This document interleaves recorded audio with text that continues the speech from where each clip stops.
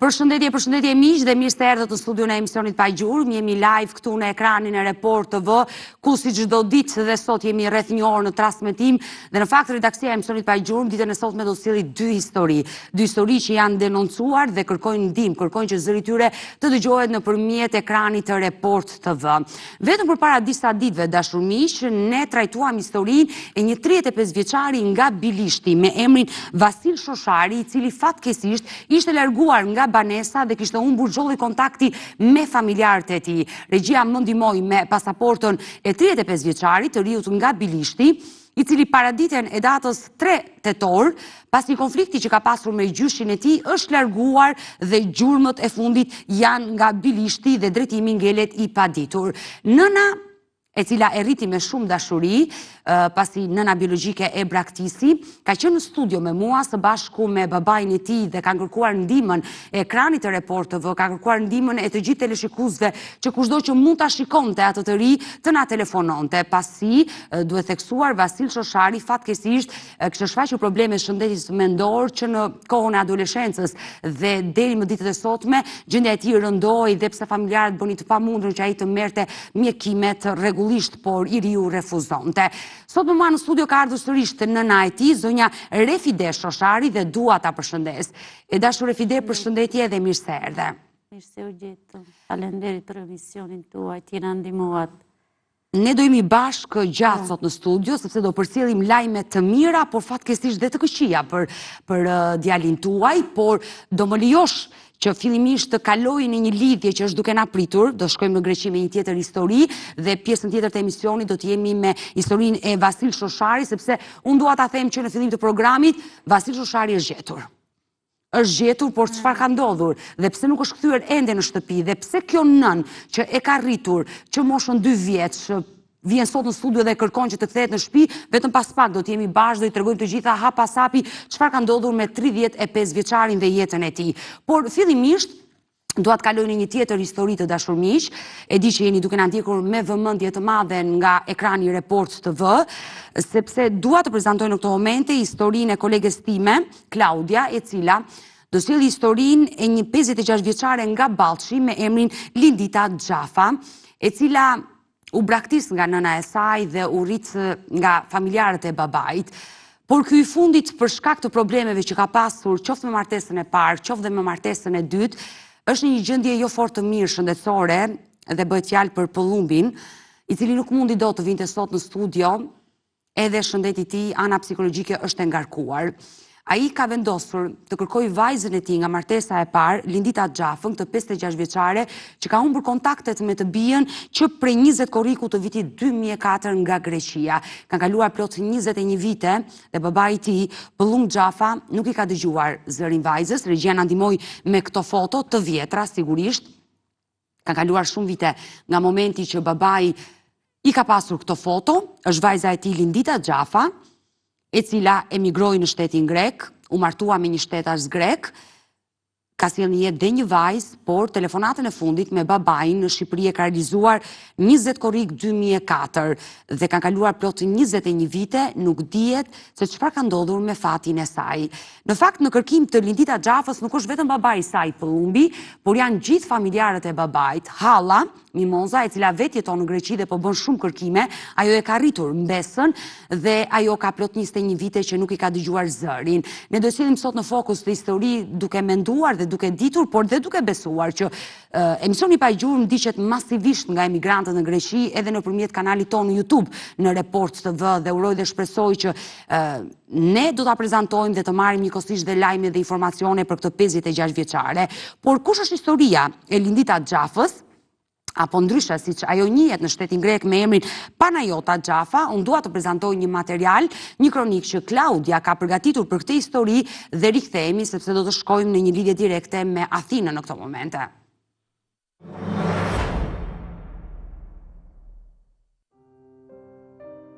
Një baba në kërkim të vajzës së tij, Pëllum Xhafa, 75 vjeç, po kërkon me ngulën vajzën nga martesa e parë, me të cilën ka humbur çdo kontakt prej shumë vitesh. Lindita Xhafa, e njohur në Greqi me emrin Panajote Xhafa, është 56 vjeçe dhe ka humbur çdo gjurmë që prej datës 20 korrik 2004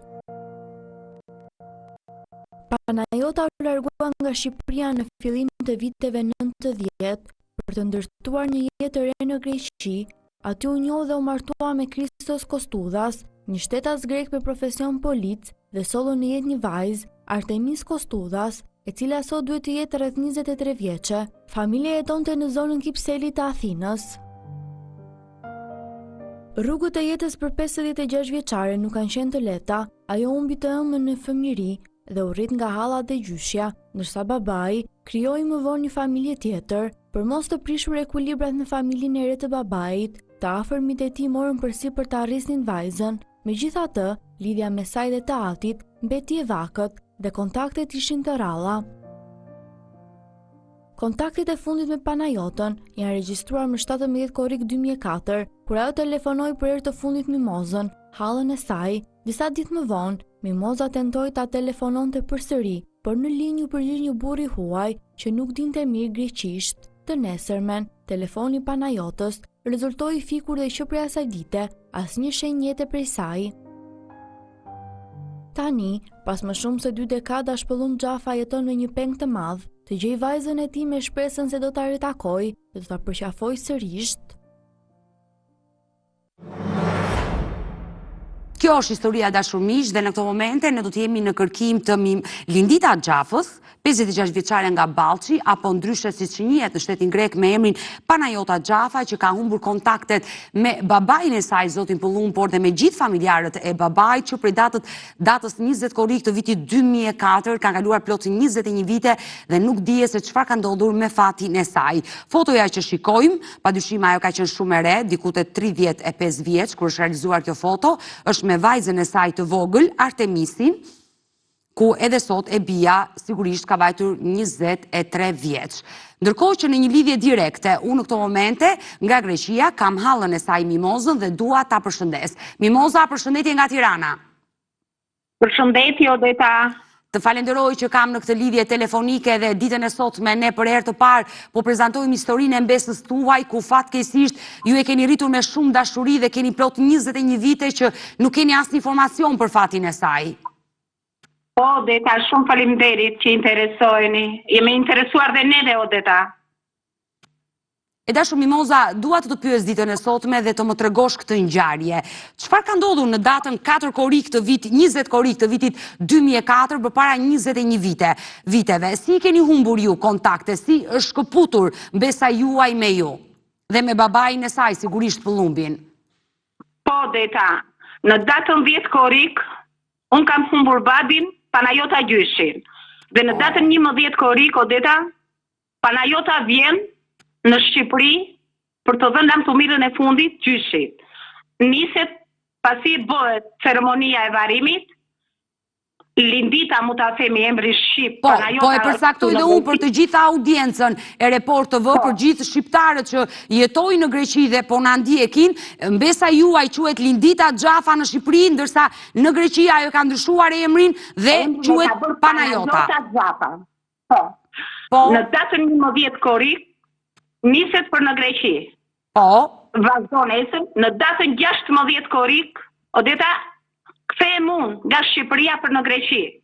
Duke kaluar Kakavin, më merr në telefon dhe më thot: "Halla, të vitë të presun te stacioni autobusave?" I them: "Jo shpirti hallës, se ti ke vajzën e vogël, rri me vajzën, halla s'është dhe vonë, do vej direkt me taksi në shtëpi." Panajota jetonte, ndërkohë do ndrysh shpeshherë që ta kemi më të qartë historinë, të kërkoj ndjes. Mbesa juaj Lindita apo Panajota jetonte në atë kohë në Greqi, në Athinë. Po. Dhe ishte e martuar me shtetas grek. Po, ishte e martuar me një shtetas grek. Po. Kishte edhe një vajzë, ka dhe një vajzë që e quajnë Artemis. Dhe dua të them, Odeta, më fal që po të them, në fotografi nuk është vajza e saj, është mbesa ime. Ka ardhur për pagëzimin e mbesës. Panajota është bërë dhe në natë, si themi, që ka pagëzuar, po. Se vajza ishte e vogël kur ka ardhur aty, ka qenë rreth 17 muajse. Dhe mbas 2 ditësh, Odeta, e marr në telefon nga data 18, e marr në telefon, më ngre telefonin një person që nuk ma flisë mirë greqishte. më thotë e ke gabim. Kontrolloj telefonin, nëpërmjet telefonit tim, ishte i saktë. E lash atë ditë e marr përsëri. Minesmen, kur e marr minesmen Odeta, telefoni ishte fikur. Dhe kështu s'kisha më kontakt fare me Besën. Mbas sa vitesh, pastaj Odeta pyes një mikën time që rinte pranë. Por, Mimoza, për para se të më tregosh kërkimet që ti ke bërë në shtetin grek për mbesën tënde, unë dua të pyes, sepse humbja e kontakteve ka qenë momenti kur ajo fiku telefonin. Një fikje telefoni e habitshme nga ana juaj. 19 korrik, 20 korrik, Panajota ka fikur telefoni. Dhe ju e mbani mend mirë atë datë dhe pse kanë kaluar plot 21 vite. Po, i mbaj mend si tani. Ka qenë dhe ditë shtu, e mbaj shumë mirë mend. E dashur Mimoza, ju keni patur një adresë konkretisht në çfarë lagje, çfarë zone të Athinës jetonte mbesa juaj me burrin e saj grek dhe vajzën e vogël? Me burrin e vet nuk kam pasur adresë, po kur se më sa, Panajota më sa dhe diçka në fund kur po ikte, më sa, hala, unë jam në ndarje me burin dhe nuk e di kam dhe gjyqin e vajzës. Dhe nuk e di se çfarë u bë. Po zëmër. Dhe aty pastaj Odeta, unë kam shkuar vetë tek lagja që më adresua që më thonë Panajota rri në këtë lagje, në Kipsel, në një plati. Vete e kërkoj, pyes pas nuk mora asë një përgjigje të saktë, Odeta. Pastaj u drejtova televizorit grek këtu, si që është post në tunel, tek Agjelikin Nikoluli, e buri gazetarja tamam e kërkoj, e pash emisioni, po përsëri nuk mora asë një përgjigje, Odeta. E qartë, por ndalimi pak dhe dua të më shpjegosh ditën e sotme, Mimoza. Ju po më tregoni se nuk keni patur një adresë ku jetonte mbesa juaj në Greqi, por nga informacionet që ju morët disa ditë pas humbjes së saj, mësua se ajo jetonte në lagjen Kipseli të Athinës.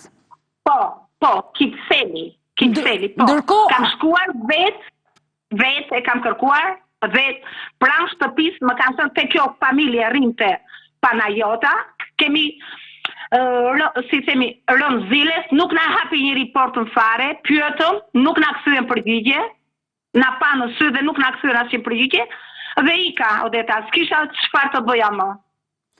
Por mbesa juaj, Lindita Xhafa, apo siç njihet në Greqi Panajota Xhafa, që sot është 56 vjeç, ka qenë e martuar me celebrime në shtetin grek, do të thotë ajo kishte marrë edhe pasaportën greke.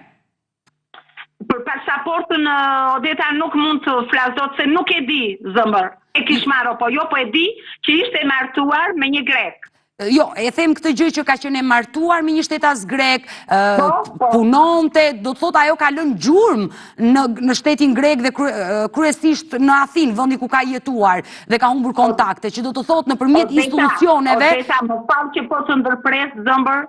Po. Gjurma më kryesore e Panajotës që ta kërkojmë është vajza. Po gjetëm vajzën, duhet të gjejmë dhe Panajotën. Vajza është e sigurt që vajza jeton këtu me të jatin. Po, jam më e sigurt. Duhet të dim vajza ku është Panajota. Ju keni informacion që pas divorcit nëna e ka humbur vajzën dhe vajza jeton me babaj? Jo, nuk e mësova, po moca Panajota që sa rritëm të bëni muhabet shumë, se pastaj mund ndërpre telefoni, mu shkëput. Më sa që jam në gjyq për vajzën, kuj do t'i kalon të vajza. Kujdestaria, e qartë. Ishte në proces divorci përpara se të humbiste dhe ajo ishte në merak se kush do ta merrte kujdestarin e vajzës. Dhe ju si halla e Panajotës dyshoni se ajo mund ta ketë humbur kujdestarin dhe vajza është rritur me babain. Së mund, Odeta, me logjikosi thonë, ajo mund të jetë e vërtetë tani se po se mori nëna e merr baba. Sigurisht. E dashur Mimoza, kishte shprehur ndonjëherë shqetësime mbesa juaj përpara se të humbiste, përpara se ajo të vinte në Shqipëri dhe të ishte ai takimi fundi që ajo bëri në Ballç, në qytetin tuaj, me gjithë familjarët edhe me babain e saj Pëllumbin. Kishte shprehur shqetësime? Jo, Odeta. Nuk më kishte shprehur ndonjë shqetësim që ishte në rrezik për diçka që të ndjeja dhe unë, ta ndihmoja. Nuk më kishte shprehur, Odeta. Vetëm më fliste çfarë bën, e pyesja për vajzën si është vajza, dhe biles Odeta, atë ditë që ka ardhur në varimin e gjyshit, i kam thënë me kë e ke lënë vajzën, e kam lënë me një shoqen time, më tha. Dhe duhet të them patjetër në Greqi se kam vajzën tek shoqja. Vetëm kaq më tha, nuk më tha ndonjë shqetësim, Odeta. Ju vetë çfarë dyshoni? Në këto 21 vite ju jetoni vetë në Greqi, besoj që çdo shqiptar që takoni e pyesni për mbesën tuaj. Ju vetë çfarë dyshoni? Kjo mbyllja e telefonit papritur e mbesës tuaj, jo vetëm me ju, por dhe me babain e saj, ngre shumë pikpyetje. Po, Deta, keni të drejtë, por na ka lënë pa fjalë, as vetë se kemi kuptuar përse. Ne kërkojmë përse. Përse nuk na mori një telefon të thotë këtu jam në rrezik këtu, ose nuk dua t'ju flas. Ishte më i qartë, Odeta. Më mirë të na e thoshte, nuk e dim se çka ndodhur, Odeta. Nuk e dim, zëmbër. Vetëm kam shpresë vetëm në emisionin tuaj se keni bërë shumë mrekullira, dhe për mbesën time, se na e ka lënë amanet mami, se e kemi rritur vetë. Se mami sa i ka vdek, e ka lënë shumë të vogël. E kemi rritur vetë atë vajzë. A, pse nëna i ka vdekur, gruaja e parë i ka vdekur pëllumbit? Po, vllajt i ka vdekur nusja e parë. Dhe më vika keq që e ka humbur nënën Panajota dhe sot është vetë e humbur dhe ju e keni rritur. Në moshën 3 vjeçe, Panajota është rritur me neve, dhe s'ka shumë diferencë me mua. 2 vjeçe gjysë është nga mua. Odeta, edhe jemi rritur bashkë të dyja. E qartë, halla me besën është bashkëmoshatare dhe jeni rritur dhe prandaj dua të pyes se ti ke pasur një lidhje shumë të ngushtë me të. Po, Deta. Një lidhje të ngushtë, por që ajo asnjëherë nuk ka shprehur në një problem, në një shqetësim përveç se divorcit që të ka treguar dhe ju keni ngelur e shokuar nga momenti që ajo fiku telefonin dhe mbi të gjitha në telefonin e saj u përgjigj një tjetër person i panjohur për ju. Po, që nuk e fliste dhe greqisht e mirë dhe më bëri përshtypje, Odeta. Më bëri për shumë përshtypje dhe përsëri erdha e kontrollova numrin e telefonit, thash mos bëj unë gabim. Jo, Odeta, ishte numri saktë dhe nuk më dilte i bllokuar numri. Nuk e fliste mirë greqishten që ti e përshtypin që ai kishte një kombësi tjetër, një nënshtetësi tjetër, nuk ishte shtetas grek. Më duket se po, Odeta. Më duket se po. Ishte shqiptar, domethënë sa arrite ti të kuptoje. Deta, nuk mund ta përcaktoja dot se që ishte shqiptar o juaj nga këta, nuk e përcaktoja dot. Vetëm më foli qik, si thonë, ndryshe, nuk ma foli pastër greqishtën, që të thoshja po. Ose të më fliste shqip, nuk më foli as shqip. Mirë, e dashur Mimoza, do qëndrosh me mua ende në këtë lidhje telefonike, sepse do vazhdojmë ende intervistën bashkë, të tjera gjëra dua të pyes për humbjen e Lindita Xhafës, ndërkohë që regjia na ka vendosur këtë foto, që na ka vendosur dhe familja në dispozicion, është një foto që ka mbetur kujtim tashmë për babain, për vajzën e vet, se ka 21 vite që nuk i dëgjon zërin dhe nuk ka asnjë informacion se çfarë ka ndodhur me fatin e Lindita Xhafës, apo e njohur ndryshe me emrin Panajota Xhafa, e cila është aktualisht 56 vjeç, vendlindja Ballç. Ka humbur çdo lloj kontakti me familjarët nëpërmjet telefonit dhe telefonatën e fundit e ka realizuar me hallën e saj Mimoza, që kam në një lidhje telefonike nga Greqia dhe ka qenë 19 korrik 2004.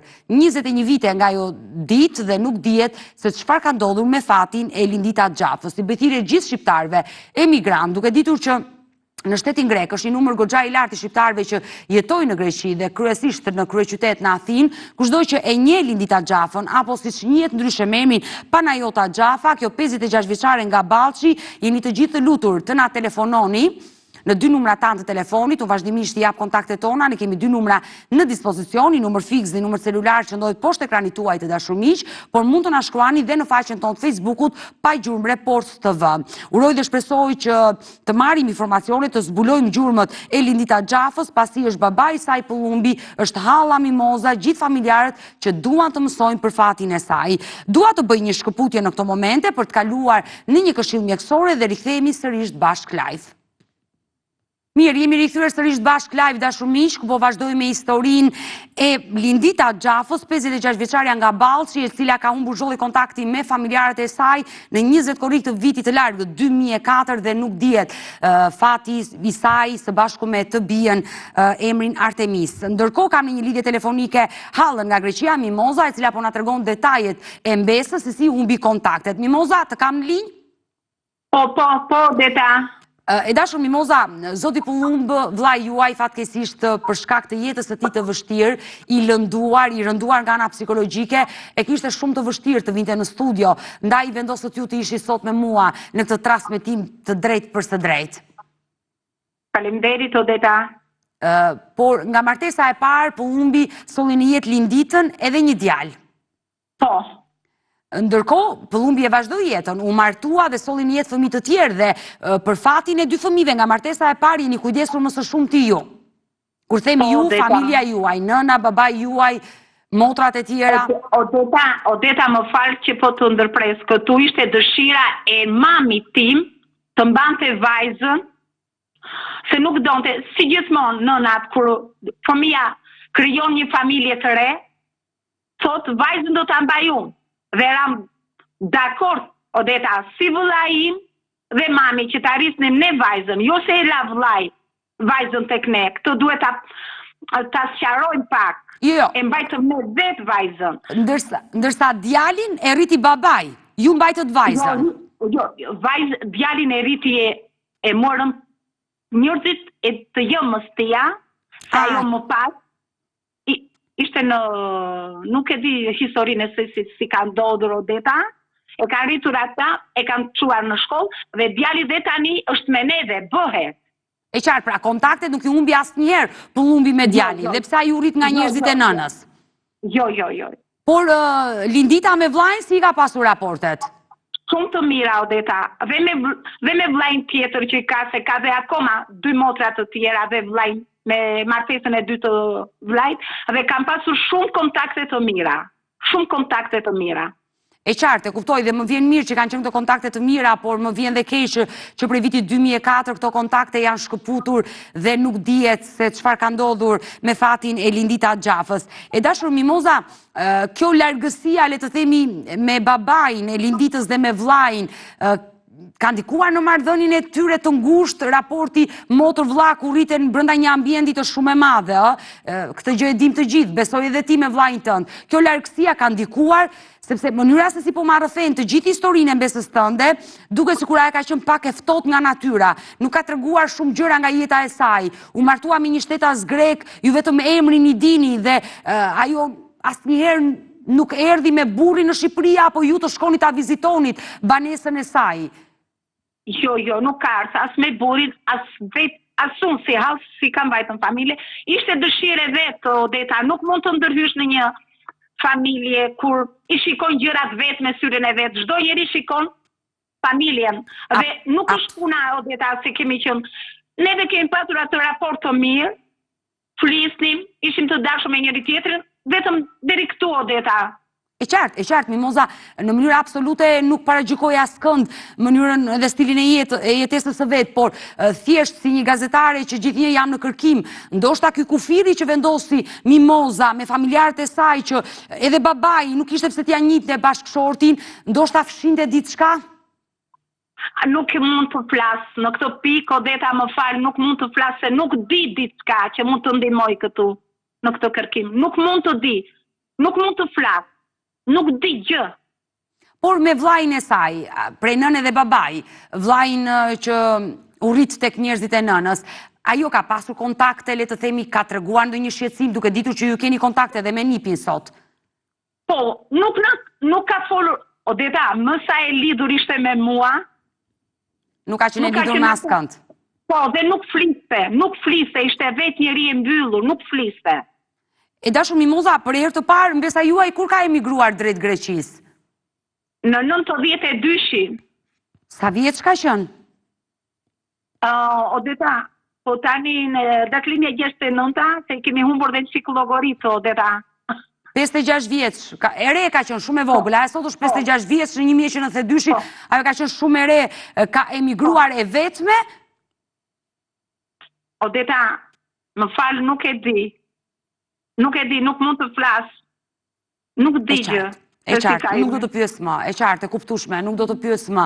Por ajo prej vitit 1992 dhe deri në vitin 2004, kur keni pasur ju kontakte, ajo ka jetuar në Greqi? Po, fliste çdo javë, fliste me mamin, me gjyshen e vet. Me mamin tim, fliste çdo javë. E kuptoj, kontaktet kanë qenë të rregullta. Po, i shumë të rregullta. Por ajo ju kishte treguar edhe për martesën, edhe që solli në jetë një vajzë dhe ty të ka treguar dhe për divorcin. Po. Unë uroj dhe shpresoj që mos ka ndodhur asgjë me fatin e Lindita Xhafës dhe e dyshoj që s'ka ndodhur asgjë. Gjithashtu dhe unë uroj Odeta dhe nuk e di, pres një mrekulli nga emisioni juaj, e ndjek me shumë vëmendje dhe prandaj jam detyruar, i kam thënë dhe vllajt, shko dhe njërë tek Odeta, se mund të bëjmë mrekulli. Mimoza, vetëm përpara disa ditëve, vllai juaj Pullumbi erdhi në ambientet e Report TV. Po. Kemi qëndruar disa minuta së bashku me gastaren time Klaudia dhe ai vetëm qante dhe sinqerisht jemi prekur nga zoti Pullumbi, i cili lotonte për të bien dhe thoshte nuk dua të largohem nga kjo jetë pa i dëgjuar zërin dhe pa marrë vesh një lajm për vajzën time. Bravo, Beta, vëllai po vete 80 vjeç dhe thot përpara se të iki nga kjo jetë të di ku është, të di është gjallë, po mos më flasin. Vetëm ne duam, mos është dhe dëshira e vete se që nuk dua t'u flas më. Ne nuk e dim, vetëm të dim Odeta që është mirë. Vetëm këtë duam të di. E urojmë të jetë mirë. E urojmë dhe lutemi që t'jetë mirë. Por zoti Pullumba të di që ka ardhur në ambient e Report TV këmbgulte që të hynte në studio dhe madje i mbeti qefi me mua që pse unë nuk e futa në transmetim live në orën 16 ku ai kërkonte të bien. Duke parë gjendjen e tij aq shumë të rënduar psikologjike, ne vendosëm që mos ta zhvillonim emisionin atë ditë, por të gjenim një mënyrë tjetër për ta sjellë të histori dhe pikërisht nëpërmjet zërit tuaj. Nuk mund ta abuzonim me një baba që ishte jo i lënduar, por nuk gjej dot fjalën për ta thënë për zoti Pullumbi dhe shumë i tronditur Odeta, është shumë i tronditur dhe kur kam fol përpara 2 ditësh me vëllain, i thash mos i humb shpresat vëlla, se diçka mund të bëhet. Më thot do ta gjej, mos të ikim pa gjetur lidhën thot. Do ta gjej, vetëm këtë do. Të dim Odeta, të dim. Është mirë apo jo? Unë jam shumë e sigurt që zoti Pullumbi është duke na ndjekur në këtë transmetim live, e përshëndes zotin Pullumbi dhe i them publikisht që do bëjmë gjithçka të pamundurën për të nisur verifikimet tona, jo vetëm duke pritur telefonata, por edhe nëpërmjet korrespondentëve tan në Athinë për të bërë verifikime me shpresën për të gjetur një adresë, një vend, lokacion të shtëpisë Lindita Xhafës apo qoftë një numër telefoni, ja premtoj këtë gjë. E dashur Mimoza, Po? do jemi bashkë në kontakt për gjithçka, padyshim, por dua që ditën e sotme, si halla e Linditës, që jeni bashkë moshatare, jeni rritur bashkë, le të themi që edhe sekretet më të vogla në rinin tuaj i keni ndarë me njëra tjetrën, përpara se edhe ti të martohesh edhe Mbesa të martohej, dua ti përcjellësh një mesazh Linditës apo Panajotës, me shpresën se ajo do të dëgjojë sot. Odeta nuk më beson. Unë ja kam nis mesazhin këtu e përpara 8 vjetësh. I kam thënë vetëm fol pak sa të dëgjoj zën, je mirë, mos më fol. Edhe në emisioni që u bë këtu, Odeta. Dhe unë e uroj, vetëm mos të më flasit të di që është gjallë, Odeta. Nuk e di. Nuk e di, Odeta. Urojmë dhe shpresojmë që ta mësojmë të vërtet. Kam shpresë, Odeta, se ju mund diçka do të mësoni për Panajotën. Uroj që të ndiqemi ditën e sotme, zëri juaj të dëgjohet Mimoza, shqiptar që mund ta kenë njohur Mbesën tuaj, të na ndihmojnë me informacione dhe të na telefonojnë. Unë të përshëndes nga Tirana dhe do mbetemi bashkë në kontakt. Përshëndetje Odeta, dhe shumë faleminderit. Faleminderit Mimoza. Mirë dashur miq, me historinë e Lindita Xhafës apo Panajota Xhafa, siç njihet në shtetin grek, me shpresën që mund të marrim lajme dhe informacione për të vazhduar kërkimet dhe në ditët në vijim, ne do të bëjmë një shkputje, do të kalojmë në reklama dhe do rikthehemi bashkë në pjesën e dytë për të folur për zhdukjen e Vasil Shosharit, por dhe gjetjen e tij. Jemi rikthyer në pjesën e dytë të dashur miq dhe në këtë pjesë të dytë unë dua të flas për historinë e Vasil Shosharit, 35 vjeçari nga Bilishti, i cili pas një konflikti që pati me gjyshin e tij mëngjesin e 3 tetorit u largua nga shtëpia dhe humbi çdo kontakti me familjen. Nëna dhe babai i tij kanë qenë në studion e emisionit Pa Gjurmë vetëm përpara disa ditëve dhe kanë kërkuar ndihmë për gjetjen e Vasil Shosharit, pasi ky i ri nga Bilshi prej shumë vitesh vuante nga problemet e shëndetit mendor. Ne e tham që në fillim programi që ai u gjet por se si është gjetur, është një histori paksa, le të themi, e dhimbshme për nënën, babain, motra dhe vllezërit, dhe nëna e tij, Refide, ndodhet me mua në studio. Por për gjithë ata që nuk na kanë ndjekur, unë dua të prezantoj historinë çfarë ndodhi me Vasilin, konfliktin që ai pati me gjyshin, pasi këtu nis e gjithë zanafilla e humbjes, por edhe e gjetjes së tij. Kështu që ndjekim të kronik dhe rikthehemi në studio.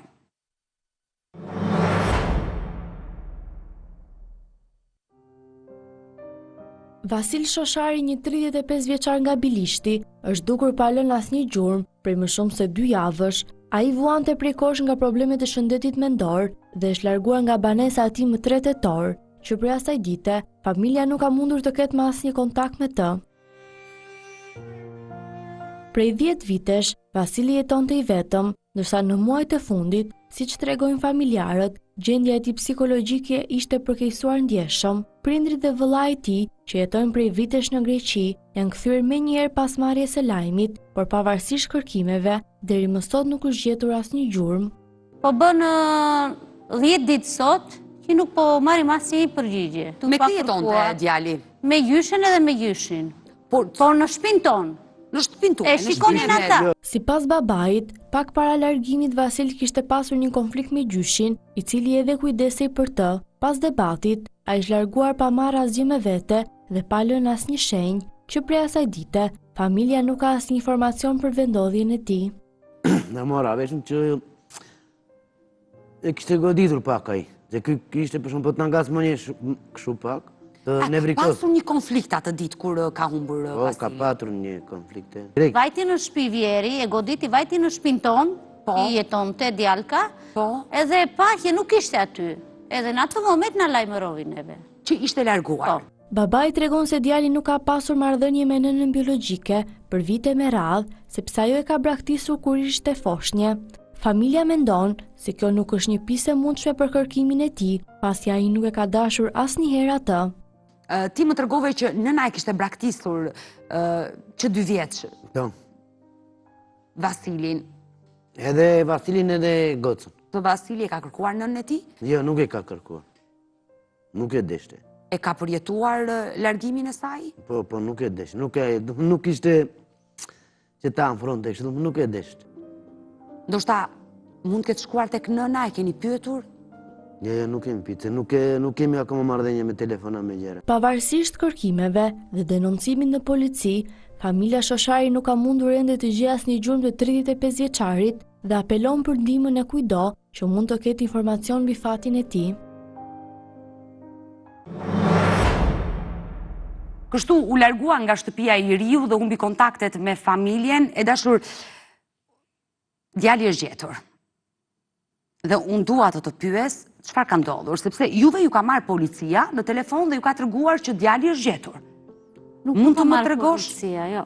Kush ju ka telefonuar? Neve kemi dëgjuar nga një komshiu ton aty, që vajti lajmëroi që i thoni të jatit gëzimit që policia ka gjetë djalin edhe është brenda. Në burg? Në burg. Pra, djali ishte gjetur nga policia dhe ndodhesh në para burgim? Po. A shkuat ju në polici për të interesuar në çfarë kishte ndodhur? Tashi që e gjetën? Po, më trego çfarë dini ju? Po, neve nuk dim as si je. Erdi më përpara burri, po bën 3 ditë sot që ka ardhur. Po. Unë erdha dihet ndarke. Edhe vajti në polici, edhe tha, qa bëhet tashi me djalin që është në burg, përse tashi po e mbajnë brenda në burg. Ata i kanë thënë që djali është i dënuar, është arestuar. Përse? Për vrasje. Për vrasje? Po, kështu e kanë thënë, për vrasje. Po kë ka vrarë? Nuk e di, ne nuk e dim fare se si e kanë... Se unë kam monitoruar të gjithë kronikën e zezë këto ditë, në zonën e Korçës dhe Bilishtit, dhe nuk kam një lajm të paktën edhe nga korrespondentët që ka ndodhur një vrasje dhe autori është arrestuar dhe është Vasil Shoshari. Po. Edhe i thot burri se vajti burri me gjithë çupën. Po. Erdi e motre Vasilit, çupa dhe Elbasani, morën ca robe për djalin të ndëroj, e mora telefonin burrin, unë e i thash, do vesh ti marrish roba që të ndërojt, se po bërë 20 ditë jashtë, I zbathur, i goditur, nuk kisha unë aty. Ju as e keni parë djalin? Jo. Nuk e keni takuar? Jo, nuk na lan, nuk na pranuan. A ka dalë në masa sigurisë, është dhënë për djalin tuaj? Është dhënë, besoj. Jo. Dini gjë ju? Jo, nuk dim asnjë. Asnjë gjë. Asnjë gjë. Pra, ju nga një komshi keni mësuar këto detaje dhe nuk keni mësuar asgjë tjetër. Asnjë. Pastaj sa morën vesh nga ai komshiu ton që na lajmërovi, u nis me njerë burri e vajti në policinë. Dhe mësuat nga policia që ai ka bërë një vrasje. Po. Por kush e kishte bërë denoncimin?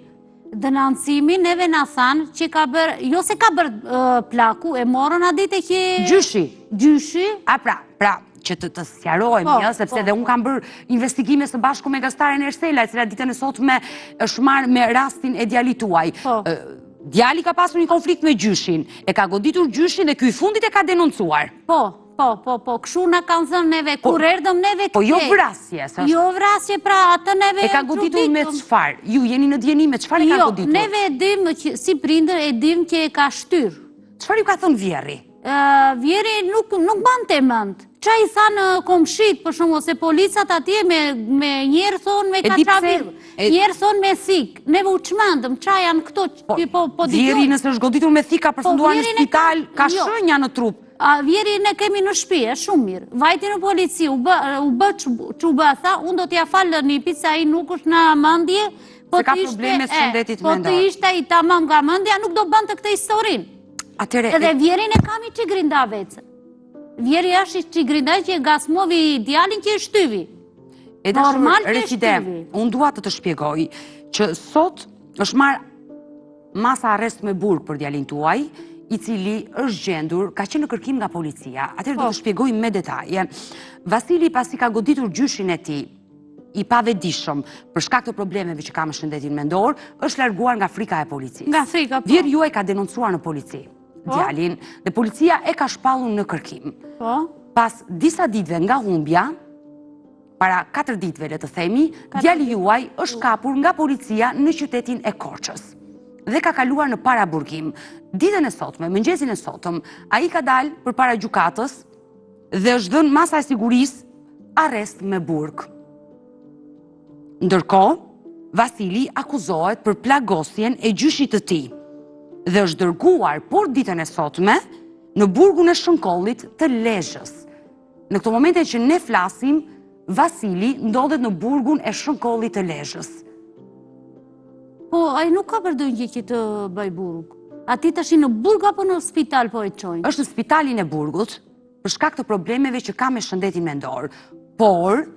Neve vajtëm në mëngjes në polici, nuk ka të reguan gjë. Do vendosi dhe do t'i japi një dënim për gjithë të situatë që ka ndodhur si pas denoncimin që është plagosur. Ju thoni që nuk është plagosur me thik, sepse vjeri është mirë me shëndet në shtëpi dhe ka qenë vetëm në shtëpi është vjeri, një të vind edhe me neve. I thamë neve tash është ai i smur, ka probleme me shëndetin edhe plaku, e thamë neve përse do vish. Por që ju duhet të merrni një avokat për të vazhduar këtë pikërisht për të mbrojtur djalin tuaj, sigurisht, por jam e sigurt që gjykata do i shikoj të gjitha situatat që edhe prokuroria, sigurisht shtetime që ka bërë prokuroria, dhe ndoshta ai mund ta dënojnë me mjekim të detyrueshëm, sepse ai e ka të detyrueshme mjekimin për shëndetin e tij mendor, sepse i pavedishëm sot gjuajti gjyshin, nesër mund të dali në lagje dhe mund të godasi një person tjetër. Do qëndrojmë të dyja sepse e pash që u mërzite dhe u trishtove, e ke rritur vetë atë fëmijë. Jo, tashi është që nga momenti që nëna e braktisi. Jo, unë kam e vlatin tim, nuk e kam të gjendur, e kam e vlatin tim. Unë e kam jetur 2 vjet. Më lejo të bëj një shkëputje në këto momente për të kaluar tek një këshill tjetër mjekësore, do të flas për prostatolin dashur miq, bëhet fjalë për një suplement ushqimor i destinuar për popullatën e rritur mashkullore. Njihuni me prostatolin dhe rikthehemi sërish bashkë live. Mirë, jemi rikthyer në transmetim live dashur miq për historinë e Vasil Shosharit, 35 vjeçari i cili pas konfliktit që pati me gjyshin u zhduk në rrethana misterioze në datën 3 tetor. Vetëm përpara disa ditëve ai është kapur nga policia brenda në qytetin e Korçës, është marrë masa arrestit me burg dhe ndërkohë 35 vjeçari ndodhet aktualisht në burgun e Shënkollit të Lezhës. E dashur, e kuptoj që u trondite sepse ti nuk kishe informacion vendodhjen se ku ndodhesh. Jo. Neve vajtëm që në mëngjes në policie, na thanë Djalin e keni këtu në Korçë. Ndërkohë ai sot, pasi gjykata e ka lënë arrest në burg, ai është përcjell për në burgun e Shkollit të Lezhës. Neve nuk na Dhe lajmë. mund të shkoni në atë burg dhe të interesoheni, por ne do flasim dhe pas kuintave për të ndihmuar për gjithë histori, por ke një mesazh që do të përcjellësh ditën e sotme si nëna që e rritet me shumë dashuri? Una si gjenjë nuk dua vetëm mos baj burg, të jetë në spital, të marri me kimin të veta, që të jetë tamam.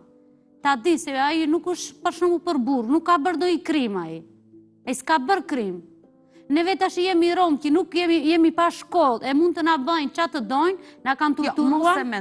Mos e mendo kështu. Se neve vajtëm në polici dhe nuk na mendoje që ndoshta gjykata do t'japi një vendim që do jetë shumë i dobishëm për ju dhe për vetë Vasilin.